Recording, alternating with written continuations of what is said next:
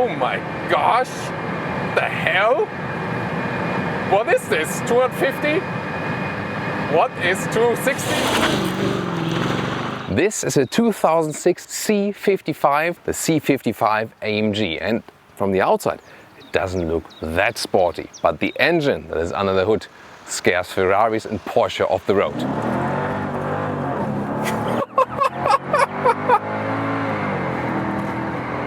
Holy freaking! You're tuning into a special episode of Autogefuehl with Thomas. And well, today my friend Harald asked me to review his personal vehicle, and there are at least two very interesting things about it. First of all, the base vehicle was just about 15,000 euros or dollars, so basically one of the cheapest powerhouse estates you can actually get. And it would usually feature a 5.4 liter V8 with around 350 horsepower.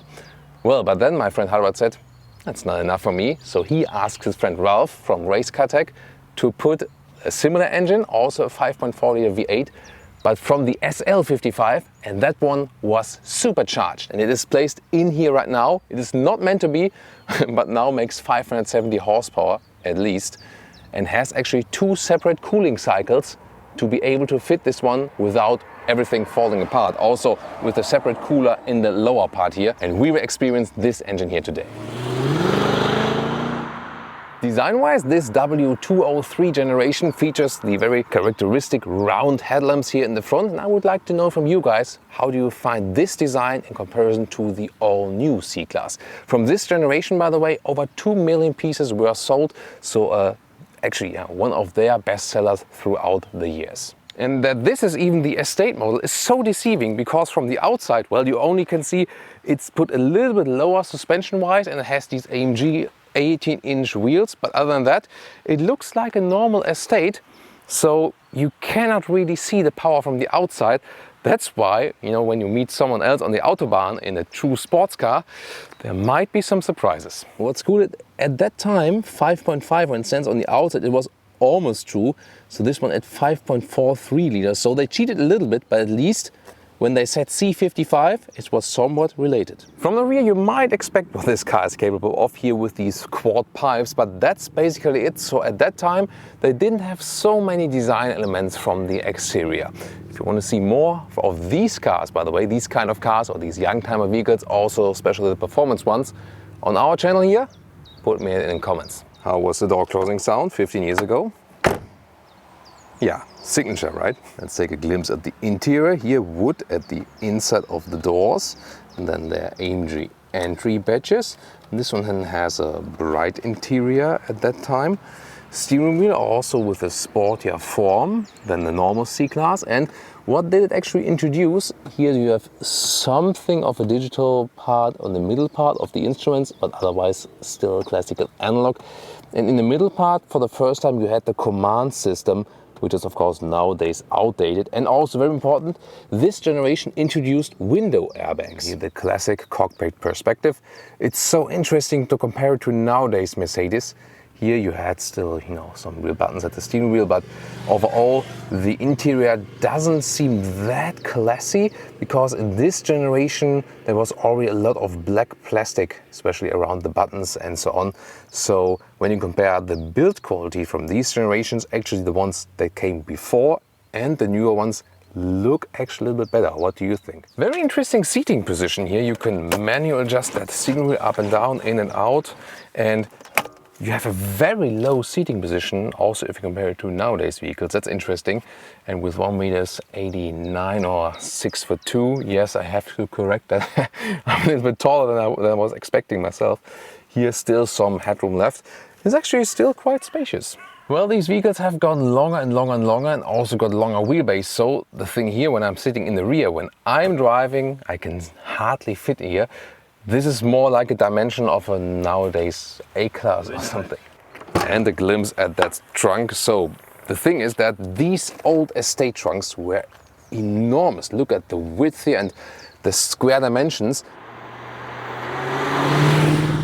All right, German motorway, Autobahn with that C55. And well, my friend Harald, so the owner of this vehicle, is sitting right next to me. And he has never put pedal to the metal, he said, because the traction control was already complaining. before even putting pedal to the metal. There is also a sport mode available that boosts the speed a little bit further, and well, he asked me to put the pedal to the metal this time today and see how it goes. I have no idea. I tested it a little bit before, but we start from 40 kilometers an hour. Let's see how that thing goes here.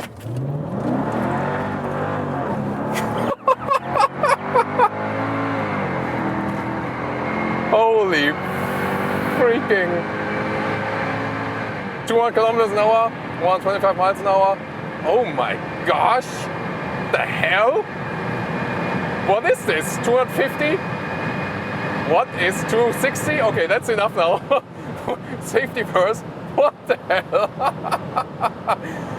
And this is a 15, 16-year-old vehicle, and oh my gosh. So now you know how it feels putting pedal to the metal. Yeah, he's happy. Oh my god. Well, now I know. I told you initially that he spent only 15k for this vehicle, and this can be a fast, cheap racer. But for all these modifications, he actually paid more than double the initial price for the car on top for his car expert guy. And I know now why. Here with the supercharger in it, it's even more powerful. And I'm not sure if you could see that on camera, but like the traction control, it was like going nuts all the way around. So I really had to hold tight to the steering wheel. When you're already at speed, and we picked a day, like a nice summer day here, almost, yeah, it's spring, but 20 degrees Celsius. So that's, you know, in like 70s, yeah, in the 70s Fahrenheit, something like that, close to 80s. So really pleasant temperatures, and the tires, we already made them warm, so that's fine. But as long as, you know, as it's dry, it's okay. But when it's just slightly wet, this car becomes really dangerous because it just has too much power for that rear axle indeed. What's interesting is that the handling is actually super cool. We're soon also doing some more winding corners. There's actually like a third-party Bilstein Fahrwerk. Yeah, when I say Bilstein in German, it's like I always say Fahrwerk. That's the suspension. So a Bilstein Fahrwerk. German lesson for today. It's the Bilstein suspension. So you know they are making race suspensions, and you really feel that. It's not too uncomfortable, but at the same time we have good sporty feeling. So a normal C-Class from that time would be like really wobbly in the feeling, and the AMG version would be kind of stiff. But here this new suspension that is fitting to this older vehicle is really making a great ride. You have both actually. It's quite comfortable, but at the same time you have not like this swimming up effect. Here also when we're going off this motorway now, we're soon going on it again, then you feel you have very good control. Steering feeling is not too bad. You know, with older vehicles it's sometimes really weird, but being the AMG version here, it feels quite natural. It's really nice. So I'm really astonished. I would have expected before the ride that the ride itself feels, let's say, a little bit older, but it doesn't. It still feels pretty modern, and especially then with this, you know, with the retrofitted suspension, then that makes a very modern impression. So, oh, it's a GLK next to us. So this is kind of like a, you know, Back to the Past episode here. Yeah, now Back to the Future. Yeah, every red traffic light is something where it's like, maybe I'm gonna have some more fun with that one. What's your consumption in this one here? Fuel consumption, do you know? Nearly, if I drive a little bit more moderate, it's something around 13 liters. For 13 liters on 1 kilometer. For 100 kilometers. Yeah, that's... But if we drive like now, you are somewhere between 15 and 18. Oh, 15 and 18, yeah, okay. That GLK wants to race us. What is going on? Look at that guy. A GLK with electric bicycles at the rear in the bike carrier, and his 50 is allowed here, and we was driving like 80 or something now. He was maybe like furious, like, I mean, the exhaust is not that loud because Harald didn't want to have it that loud, actually, you know, that you can, that the police doesn't, you know, get you off the road.